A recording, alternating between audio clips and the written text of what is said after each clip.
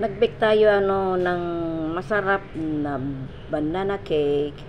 Ito po, tingnan natin. I-try natin ang masarap na banana cake. Okay. Ito po ganito. Start na natin. Grease natin itong tin natin. Kunti lang. Bago natin ilagay yung parchment paper.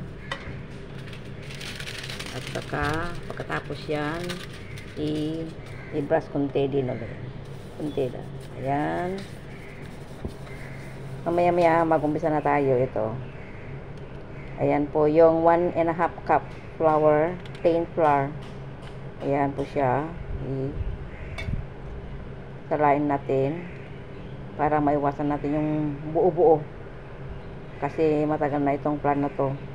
Okay, tapos ayan po yung baking powder, baking soda, 1 teaspoon each. Haluin natin. Ayan po siya. At saka yung sugar, 3/4 sugar, 3/4 cup. At saka yung vanilla with fresh milk. Ayun. Okay, buhos natin dyan sa dry. Halo-halo. Tapos ilagay natin yung oil. 3/4 cup oil. Cooking oil. Kahit anong cooking oil na nandyan dyan, pwede. Okay, ihalo natin. Halo-halo. O, mas maganda pala itong spatula kaysa dyan. Okay. Mix.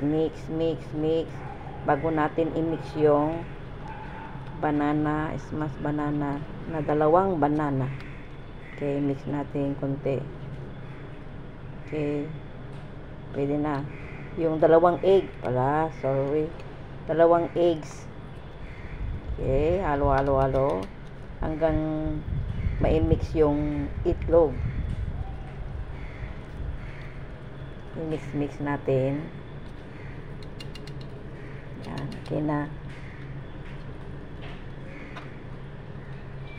Pwede lang ihalo natin yung smash banana. Saan na yung banana natin? Ayan. Ayan na yung banana ko. Banana natin na na-smash ko na. 2. Yung normal na banana, overripe. Maganda kasi ang overripe na banana eh. Pag nagluto ka ng banana cake, overripe ang mas maganda. Ayan po. I-mix lang. Wag naman yung over mix. Wag lang over mix. Ayan, natutunan ko na wag masyadong ma-mix yung pag nag-bake tayo ng banana. Ayan na siya oh. Okay, ready na. I-preheat ko na din yung oven ko ng 180 Celsius for 10 minutes. Okay. Ready na tayong mag-bake.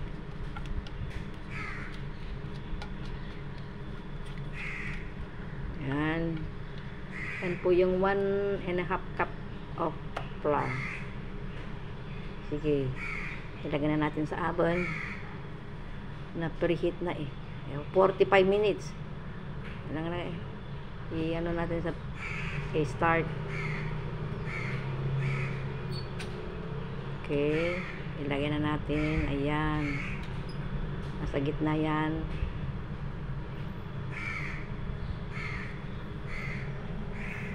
Susunod ay nasa 17 minutes na. Malapit na tayo kakain ha. 17, 10,